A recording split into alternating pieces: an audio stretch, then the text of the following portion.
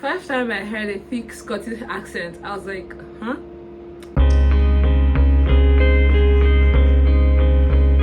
Hello, to your girl Yenny with the vibes.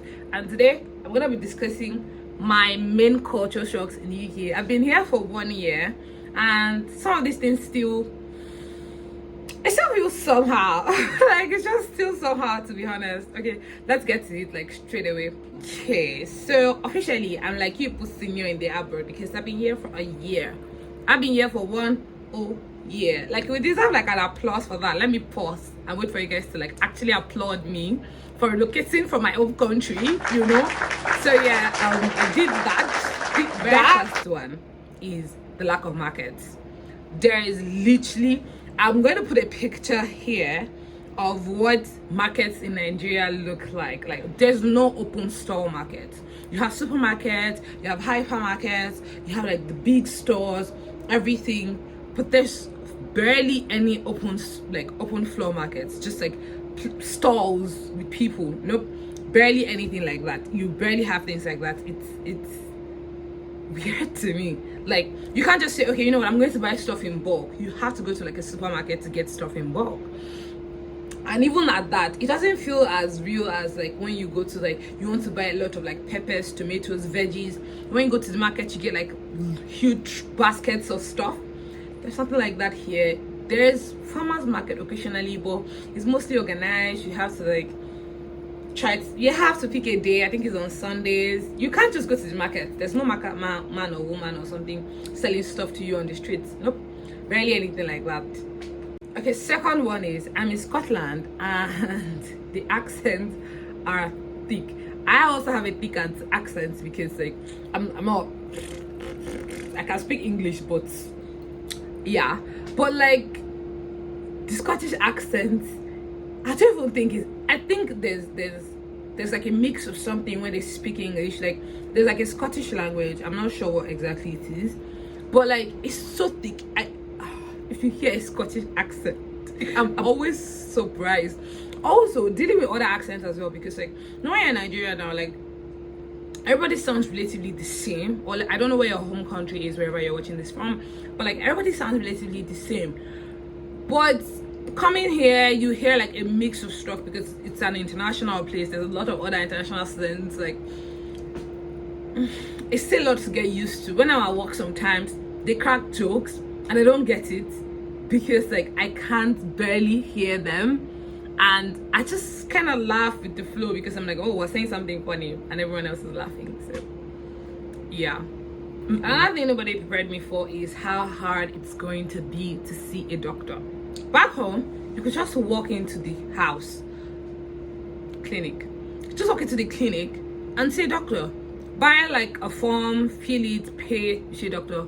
Or you have an HMO pays for your stuff, you just go to your registered clinic. But let's say I want to get a basic test done. I have a headache and I want to, let's just stomachache, and I want to get like a CT scan done. I could get that done the same day and be done. But first, here you have to call your GP at 8:30. You have to speak to somebody about your symptoms. The person has to determine whether it's serious enough for you to come to the clinic, or they can just prescribe you like meds and then you can go pick that up. Then if they decide it's serious for you to come to the clinic, they'll ask you what time. You have to be free the whole day. You can't plan your day, no. They'll tell you, this is the slot we have, can you come in at this time? And then you just have to go in at that time. That's just it. It's like, how are you guys living like this? Why are you guys living like this? That's actually a valid question. Why? Not how else there. Why are you guys living like this? So yeah, that wasn't fun as well. Another thing is nobody washes their shoes.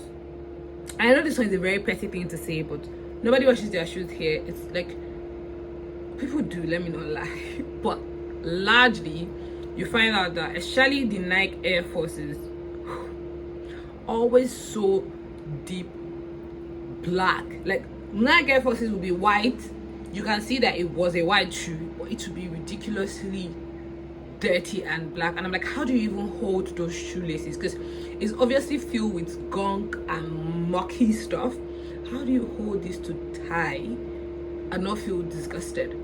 People do that all the time. Like it's like a normal thing. Like they don't feel like, what's the name, they don't feel somehow about it. It's a normal thing Okay, another thing nobody prepared me for was TV licenses. To watch cable TV, I have like, so I know back home we had like DSTV. I don't know if you're not African, you might not know. If you're not African, you might not know what DSTV is, but I guess like a lot of African people would know what DSTV is. You have DSTV, you pay for that, and then you get like TV. But like here, it's like, but you get like a lot of other channels with like DSTV. Here is like to even watch like the basic stuff on TV, you have to pay for like TV license. And that was a bit weird to me. Like back home we had like channels that like you could just watch, like there's Channels TV, there's NTA, there's all these guys, but here nothing like that too. And still speaking of houses, when you move into a house, there's no fan, there's no AC. They don't have like, they have heaters, I'm guessing because it's a cold country, so like it has makes sense. But like in terms of like, oh, you don't need fresh air or something, nope, you can't get any of those. Like you literally have to buy a fan in the summer because it's ridiculously hot. There's no ceiling fan. You know, normally back home we have like the ceiling fans, there's nothing like that, or like pre-installed ACs, nothing like that, even if you get the fancy apartments. Or maybe this is me just being a poor person and I've not seen apartments like that, but largely for my apartments and the apartments of my friends, nothing like that. Okay, so there's this one that is a bit weird. There's rules for like climbing escalators in public spaces. So let's say there's an escalator, you have to stand on this is the right, and people can walk on your left. So like, I mean, like people can like walk and climb the escalators like stairs. So imagine a scenario where maybe you're a newbie or something and you stand on the left. People get visibly pissed. They're like because you're blocking them, you're telling them they might be rushing to catch another train or something, or they might just be rushing because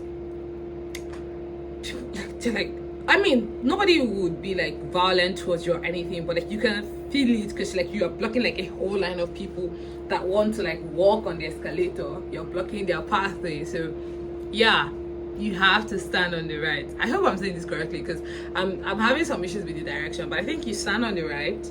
Correct me if I'm wrong in the comments. You stand on the right, and then yeah, you walk on the left. Yeah, nobody prepared me for that. So another one is in making friends, there's no in between.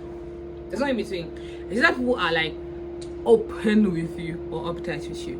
Open with you, like you could meet them 2 hours ago, you already know their grandmother's name, full name, you already know everything they've done with their life, you know everything. Or they just live tight-lipped and there's no in between. At least that's what my experience has been.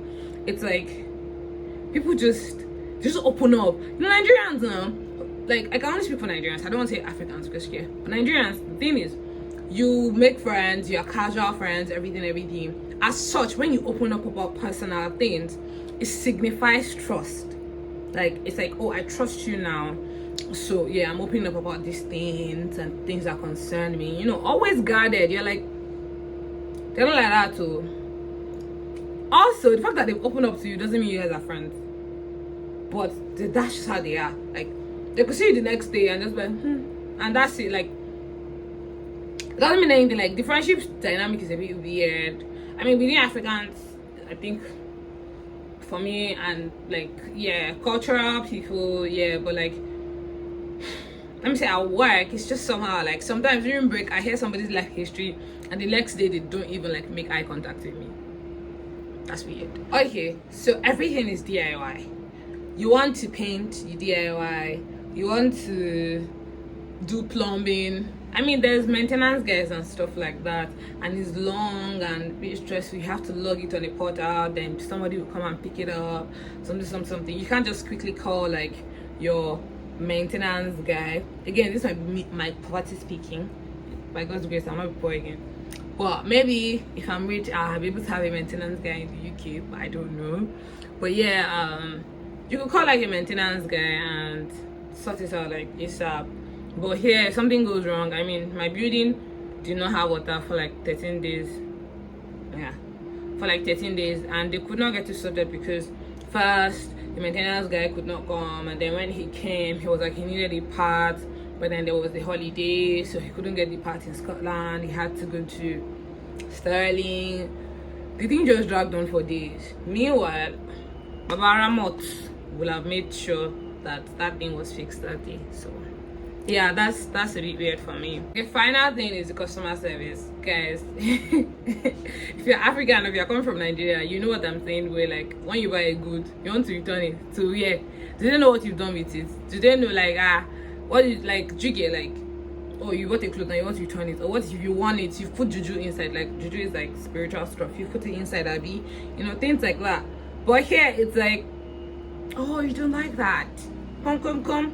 They've given you a receipt, they give you a refund, your refund will be back in 2 to 3 working days, things like that. It's amazing. As long as you've not damaged the product, you can return it, except specific products when they tell you, okay, if you've opened it, you can't return it, or if you return it, they won't give you like, and this is mostly electronics to be honest, that's when that rule sort of applies.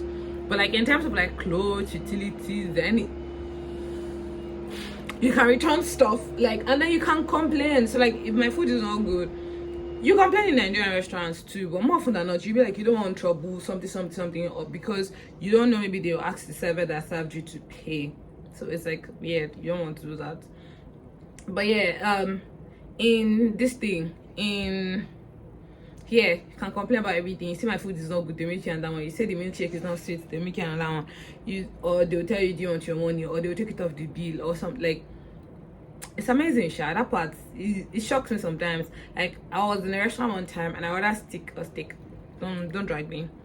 I ordered one of those things, the meat, Sha, and then I did medium rare or something, but it wasn't too cooked. I wasn't enjoying it and I was chewing on it. I wasn't having a good time. My friend was like, you can return it now, and I'm like, I was feeling somehow. Eventually, I summoned up courage. I told them, I was like, can you remake this? ASAP, they checked it, they remade it. They were like, they remade it. They like, I'm like, I wasn't enjoying it, blah blah, and they made it cooked for me. It was so nice. I was like, nice, that's cool.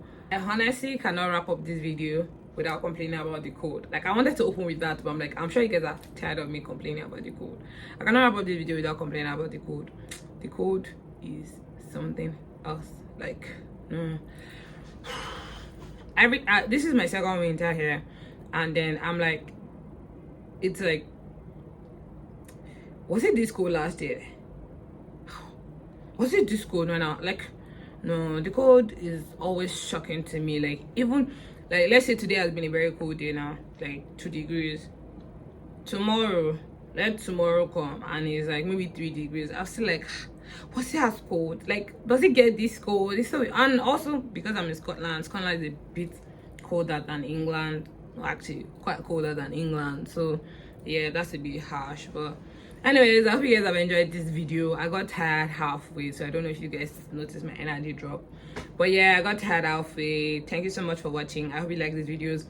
What are the culture shocks that you faced when you came to the UK if you're international students, and what are the things that you're expecting to shock you if you're planning to come? Like, what do you think?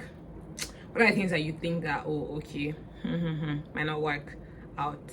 Let me know in the comments. I love you guys. I'll see you guys in my next video. See you later.